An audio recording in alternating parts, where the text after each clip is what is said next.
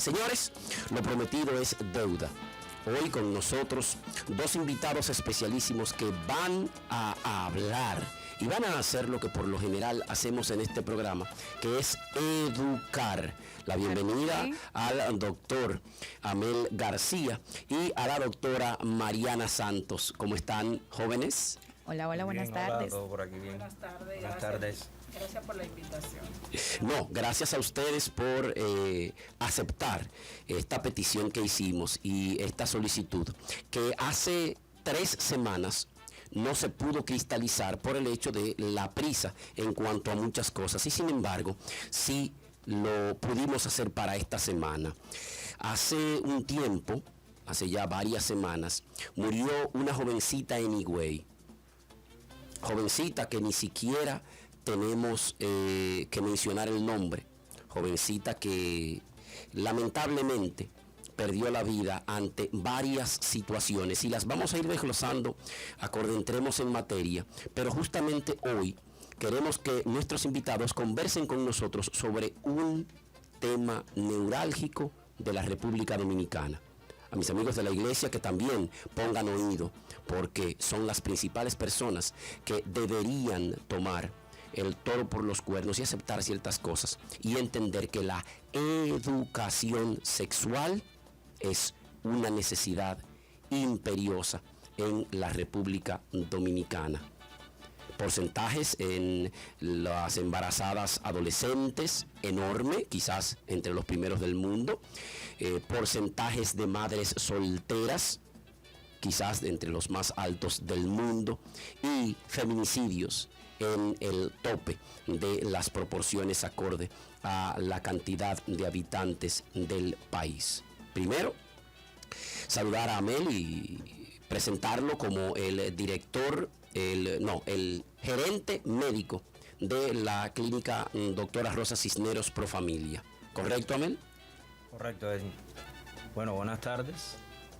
Creo que has escogido un tema que es muy polémico, pero que pienso que de cierta manera se están dando pasos en el país a los diferentes niveles, pero es un tema que es extremadamente necesario. Es importante no confundir educación sexual. O sea, la educación sexual es enseñarle, darle herramientas al adolescente, que él aprenda de un mundo que hasta ahora para él es desconocido, y no confundir que la educación sexual va a hacer que nuestros adolescentes tengan relaciones sexuales antes de tiempo, o tengan otro tipo. O sea, no le estamos diciendo, con enseñarlo no le estamos diciendo que tengan relaciones sexuales, lo que lo estamos es preparando para cuando las decidan tener, las tengan en condiciones adecuadas, que eviten un embarazo en un adolescente, evitar una infección de transmisión sexual, evitar conductas violentas que pasen del acoso a la violación.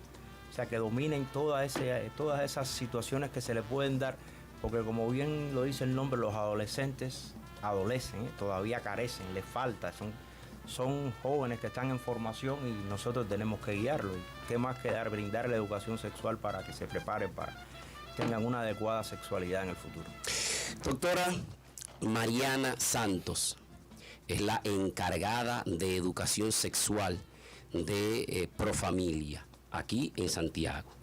Y Mariana, aprovechar para preguntarle, ya Amel nos dio un adelanto de lo que es, pero ¿qué es la educación sexual? Porque mucha gente, desde que escucha educación sexual, está pensando en, me van a enseñar cómo tener relaciones sexuales. Se alteran en realidad en ese sentido, porque son personas no muy conocedoras de los temas. Por el mismo problema de que no lo han educado sexualmente.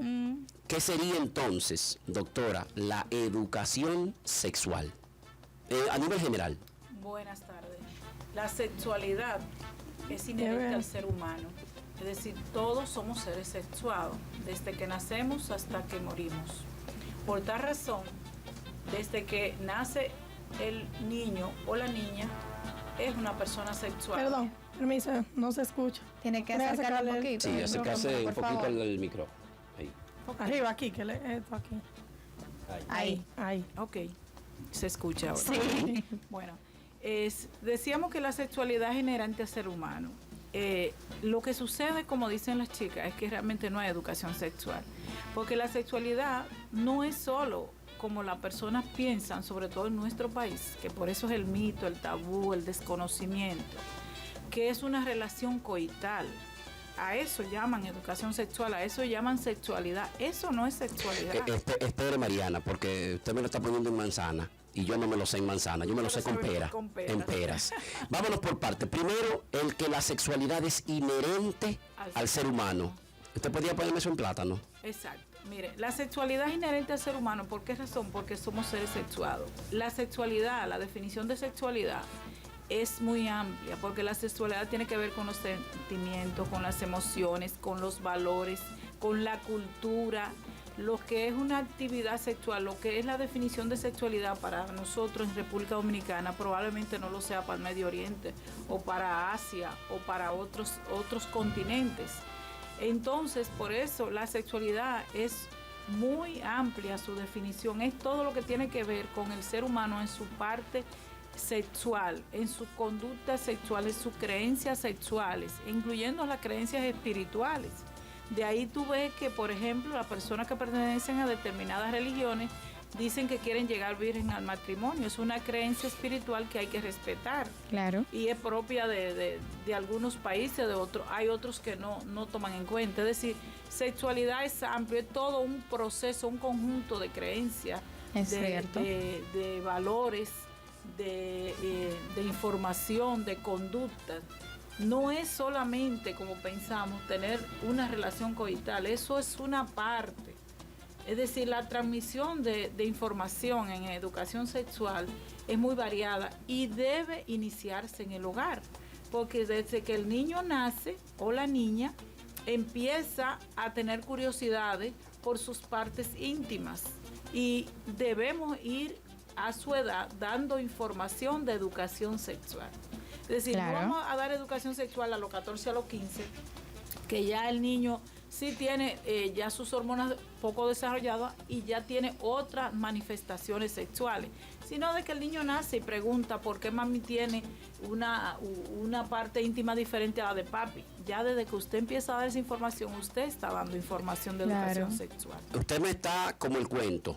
Venía bajando muy bien por el ombligo y me dio un brinquito. Espere. Porque ya se fue a una parte donde posteriormente vamos a hablar del inicio. ¿Cuál es el momento más adecuado para hablar de sexualidad? Repito, porque ya estoy aprendiendo. No vamos a hablar con nuestros niños de sexo. Vamos a hablar con nuestros niños de sexualidad. ¿Cuál es el momento más adecuado para iniciar esa conversación de sexualidad con mi hijo o mi hija? El momento más adecuado es inmediatamente el niño o la niña empieza a preguntar sobre sus genitales específicamente. ¿Y qué es eso, mami? ¿Y qué es eso? ¿Y papi tiene? ¿Y qué tiene papi? ¿Y qué tiene? ¿Y por qué papi tiene una parte y tú tienes otra? Ya ahí hay que empezar a dar información correcta y científica. No que inventar, no, correcto. Bueno, a veces es difícil, porque a veces tampoco la madre y el padre le dieron ningún tipo de información y a la hora de que ese niño, esa niña pregunta, entonces ellos lo que se sienten es avergonzados, asustados, intimidados y responden de una manera, en la mayoría de las veces, muy inadecuada. Muchacho, eso no se pregunta, eso no se toca, eso no se le pone la mano, eso no se hace. Exacto. Y muchas veces no solo muchachos, sino con un pecozón, con... Sí. Mira, muchacho, ¿quién te habló a ti de eso? ¿Quién te dijo eso? Entonces, por esa razón, nosotros, Pro Familia, fue la institución pionera en la República Dominicana de hablar de educación sexual. Y estamos remontándonos a los años 80. Oigan bien, a los años 80. Ya en los años 80, Pro Familia estaba dando información de educación sexual integral en las escuelas, en los liceos, en las comunidades, en los colegios, en las juntas de vecinos, en los años 80. Y por ese mito es que probablemente, como dice Hendy, no han tipificado de que es un tema tabú, pero nosotros sí creemos que es como un derecho humano, que tú debes saber de tu salud sexual y reproductiva, de cuidar tu salud, de prevenir todo lo que es infecciones de transmisión sexual, prevenir los abusos sexuales que son tan comunes, fueron comunes antes y siguen siendo. Y ahora son más comunes. Ahora son más comunes. A mí me preocupa, en verdad, porque, bueno, siendo joven, yo tengo muchas amistades y cuando uno se centra a hablar entre mujeres, como que es tan común que siempre hay un familiar, siempre hay una historia, o sea, no se detiene. ¿No? Yo, mientras más personas conozco, hablando de mujer en específico, porque quizá hay hombres que no lo comentan por vergüenza o temor a ser juzgado, porque también he conocido personas así, es algo que no debería de ser común, pero es muy común, y en este país sobre todo. También yo tengo un hijo, fui madre joven, y hay cosas en el momento que me asustan, porque a veces no sé cómo explicarle o de qué manera hacerlo donde yo no me equivoque, porque ya él tiene 7 años, pero ya él me hace preguntas que fuera para mí son difíciles, aunque suenen que no, porque hay cosas que no las sé cómo interpretar bien. Y él, por ejemplo, me hace la pregunta de que, mami, ¿cómo se hacen los bebés? Porque yo he visto que no es la cigüeña que lo trae. Y mis amiguitos me dicen que no la cigüeña que lo trae. Entonces, ¿por qué está en tu barriga? ¿Por qué crecen en la barriga de las mujeres y no la de los hombres? Entonces, a veces yo quiero explicar y me quedo como, ay, Dios mío, ¿qué te digo, muchacho? Yo me quedo como, porque yo tampoco sé de la manera correcta, aunque yo veo videos y cosas, me oriento, uso el internet de buena forma para poder darle una buena respuesta, pero a veces es difícil. Porque por eso mismo, por ejemplo, cuando yo era pequeña, decir algo sexual era una cosa. Sí, eso era un problema en mi familia. Y por lo menos empezar por un lado en preguntar. De que, quítate de ahí, ¿para a ti no me seguro que te decían como a mí, que me decían de que no. Si tú tienes relaciones, quedas embarazada, así que tú no puedes tener relaciones. Y ya sé, o sea, que lo más grande que te puede pasar es tener relaciones. Sí, pero perdón, es que ahí está el punto. Es que cuando se habla de sexualidad, y me corrigen los profesionales que hoy nos acompañan, es que la sexualidad no es el acto sexual. En sí propiamente, ¿no? Bueno, claro que sí, el acto sexual sería ya una actividad dentro de la sexualidad. Exacto. Pero es que es de todo eso que tenemos que hablar con nuestros hijos, y por eso decía, ¿y cuál es el momento adecuado? Pero ahí viene la segunda pregunta, y Heidi tocó justamente el tema. ¿Y cuál es el lenguaje? ¿Cómo lo debo abordar? Claro. ¿Cómo puedo yo explicarle? Sí, mira, es difícil porque a uno lo cogen desprevenido generalmente los niños y las niñas de este momento, porque a veces ellos lo ven en algún muñequito o algo. Es internet. O algunas veces lo ven en el internet y se le escapan a los padres, o a veces otro niño que ha visto, que ha oído, le dice. Porque no solo a ti. Por ejemplo, el otro día yo tengo 2 nietas que son gemelas y tienen 8 años. Y una de las nietas me dice, abuela, ya yo sé cómo se hacen los niños. Ay, Dios mío. Digo yo, ok. ¿Y cómo es?